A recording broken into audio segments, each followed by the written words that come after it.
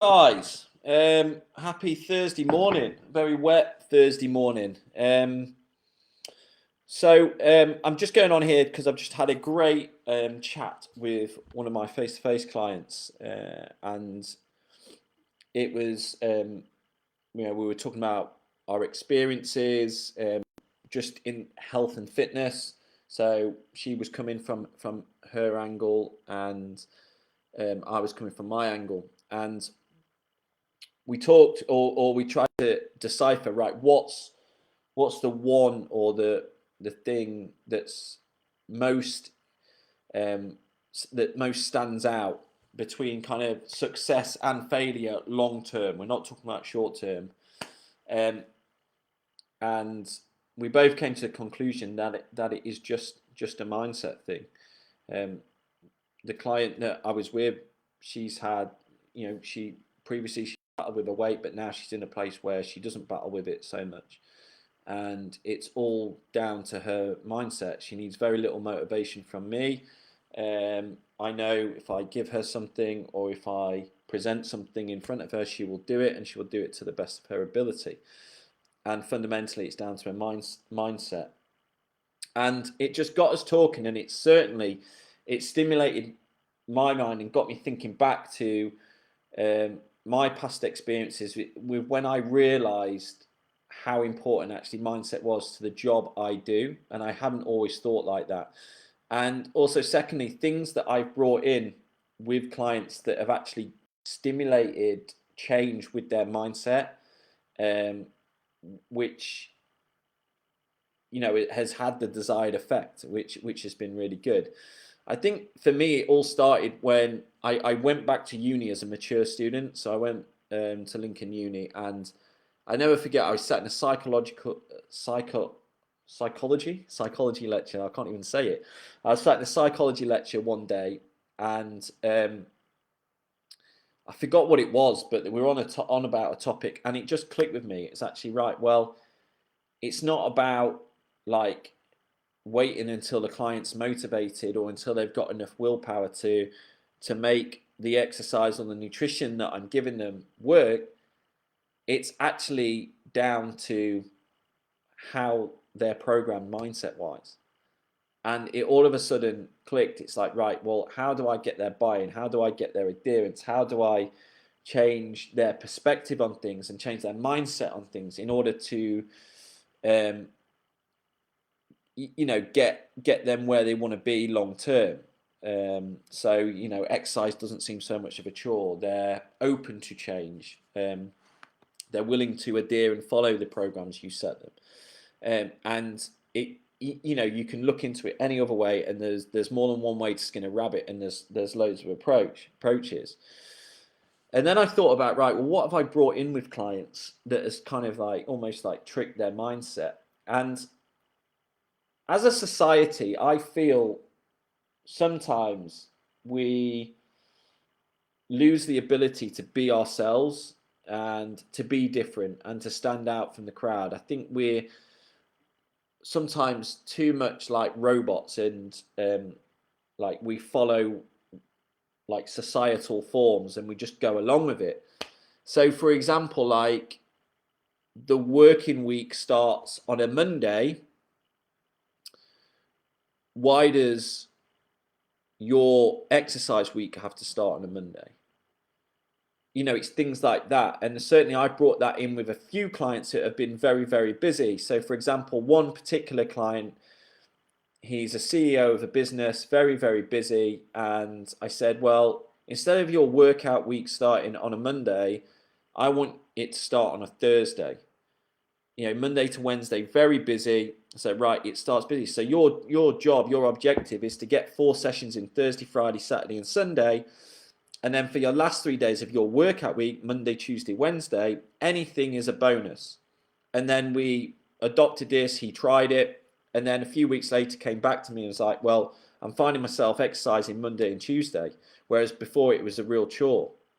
But because he built up that momentum in those 4 days from Wednesday to Sunday, it then wasn't so much of an issue. He could understand the benefit and the buy-in of doing Monday and Tuesday session. And all that is a shift in mindset. The week's not changing. They're still the same days, or they still would be the same days, but it shifted his mindset of, right, okay, things die down on a Thursday for me work-wise. I have more time to expend on my health and fitness, and it just snowballed and built the momentum. And he's still, I know now, he's still an online client. He still employs that philosophy with his workout week. Another societal form is that exercise has to be 60 minutes. Yeah, why does an exercise session have to be 60 minutes? I have never ever understood this. Like, for most people out there, 30 minutes is enough. Like, I just don't understand, like, why people still have, like, you know, I still get new clients now. They're like, oh, yeah, it's meant to be 60 minutes, isn't it? It's like, no, like, you're done. 45 minutes is enough. Like, you have got a training effect. The objective of the session is not for me to do 60 minutes and that's it. It's to give you a training effect and that's it. That's enough. Just hang on. The next client's here. The next client's just turned up very early, so I'll have to be quick with this. But the reason why I'm saying this is with regards to a 60-minute session. Sometimes very busy people, or people that find exercise a chore or don't particularly like it, or the reason why it's stopping them starting a health and fitness routine is because they're like, right, I've got to do 60-minute sessions, is because it's just an uphill task. They're like, I can't do 60-minute sessions. So what a solution would be, right, well, just do 10 minutes. And do you know what you find out when you say to people, right, just go to the gym and just do 10 minutes, or just get on your bike in the garage and just do 10 minutes. They always do more. They'll end up doing 20 or 30 minutes. And all of a sudden, then that momentum builds and it snowballs into them getting in shape. And again, that's just a change of mindset thing that, you know, a session doesn't have to be 6 minutes. It can perfectly be 10 minutes long. Another societal form is that to get in shape and to lose a lot of weight, you have to deprive yourself of calories or certain foods. You can't eat bread, or, you know, God, carbs. You can't eat carbs. And you have to do every form of exercise out there 7 days a week. And obviously, if you've been listening to a lot of the stuff I put in this group, you just know that that is simply not the case. Yes, you've got certain foods which you have to have as your core of your nutrition, but you can still live a very flexible life with regards to nutrition, and you certainly don't have to exercise every day of the week. You just have to be smart in your approach, and you have to be planned, prepared, and you have to be disciplined, and you have to show self-control. And it's all about this. It's all about changing clients' perspective on things. And I get it with some clients where they're like, right, Paul, like, I'm 3 months down the line, or I'm 6 months down the line, and I'm not where I want to be. And it's like, yeah, you're probably not where you want to be with weight loss, or how you want to look. But actually, let's look at the progress you have made. And the progress they've made has actually been with their mindset, the way they approach food. They've got a better relationship with food. They've got a better relationship with exercise, which was actually toxic when they first started with us. You know, not necessarily their fault. And it's all about changing your perspective on things, which then changes your mindset on how you approach a given thing, which then affects your decision making, which then affects your actions you take. So there's that cascading effect. So it's not always set in stone that you have to carry on thinking a certain way. And I would say, if you're unhappy with where you are at the minute, and if you can't change, or if you can't get yourself up, active, and into a health and fitness regime, then you need to start looking at food, at exercise, at your lifestyle in a whole different light. And yes, that sometimes can only happen through external help, through reaching out to someone like myself, like a coach, and actually getting a different perspective on things, have someone look from the outside looking in and give a perspective. So I just want to share that with you. I've got to get to my client now. She's very punctual. I'd love to say she was late and I've changed perspective on that, but no, she's a very punctual person. But I've got to get to my session.